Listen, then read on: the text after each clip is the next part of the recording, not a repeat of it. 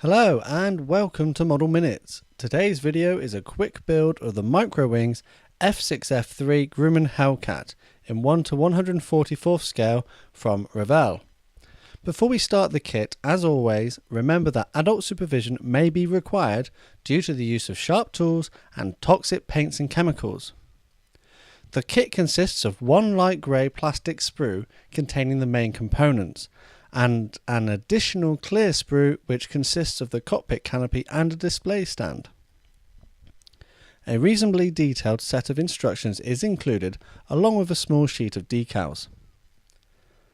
The instructions recommend that the parts be washed in warm soapy water in order to ensure they are properly clean and give a good surface for the cement and paint to adhere to. I didn't conduct this step and instead just cracked on with constructing the kit. The first step I chose to complete was to paint the majority of the aircraft parts the relevant colour whilst they were still on the sprue. The paints used were a mixture of Humbrol and Tamiya acrylics and enamels, and I know some of you will point out that they really should be thinned. To get the best results with acrylic paints, they can be thinned with water, although specialist thinners are available. Enamels also have specialist thinners, but I always use white spirit as it's cheap and easily available. I tend to do about 1:2 ratio of thinner to paint, but you may have to experiment with what works best for you. The reason the paint can be thinned is in order to avoid leaving brush strokes on the finished model. Keeping the paint more fluid until it dries will result in fewer visible lines. My general rule of thumb when painting is to start with the lightest colour first, then progress to the darker colours. I find that it's always easiest to paint a dark colour over a light one rather than the other way around. As you can see in the construction, I've started with a Tamiya white acrylic for the lower surface of the aircraft. I prefer the Tamiya white as it has a better flow characteristic than the Humbrol counterpart. Having completed the white coat, the upper surface of the aircraft were then painted with a light and then dark sea grey enamel from Humbrol. When all the paint had properly dried, I then began the construction of the kit. Some of these parts are quite fiddly due to the small size of the model, being half the size of aircraft I normally construct, so tweezers may be a handy tool at this point to help you. All the parts were removed from the sprue using a sharp knife, then any burrs or flash removed by shaving it off or gently sanding the area with a nail file. There weren't many parts of this kit, so it didn't take long to complete assembly. I decided that I wanted to depict this aircraft with its wheels down as per the instructions, mostly because a pilot figure is not included, and I find it weird having a flying model with no pilot. Whilst you watch me finish up constructing the kit, I'll tell you a little bit about the actual Grumman Hellcat F6F-3. The Hellcat was a United States carrier fighter aircraft, originally designed to replace the earlier Wildcat fighter and as a response to the Japanese A6M0, to which the Wildcat was inferior. Introduced in 1943, the Hellcat featured 6 50 cal machine guns and a central hardpoint for external drop tanks or other ordnance. The F6F-3 was an earlier version of the Hellcat, and as the Second War progressed, more upgrades were made, resulting in improved aircraft superseding this version. The paint scheme Revell have depicted in this kit is that of a Grumman Hellcat F6F-3 from VF-27 of USS Princeton in 1944. It is worth noting that if you intend to build the aircraft with wheels up, then the wheel wells will need filling and sanding smooth, as there are no alternative parts for this option. All parts of the aircraft went together reasonably well, but there were gaps in places and some flash from the moulding process. Having done some research on this kit, it turns out this was originally released in the 1960s and as a result is not up to the quality of more recent products. Having finished the assembly as per the instructions and touched up any areas of the model that may have had the paint chipped or removed, it then became time to apply a satin varnish.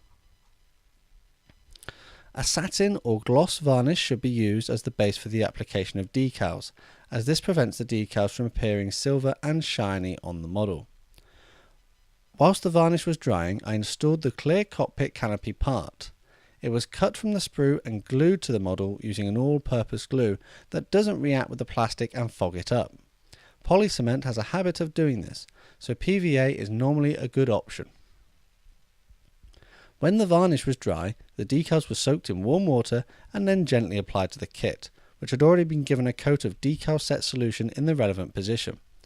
The decals are positioned and left to cure.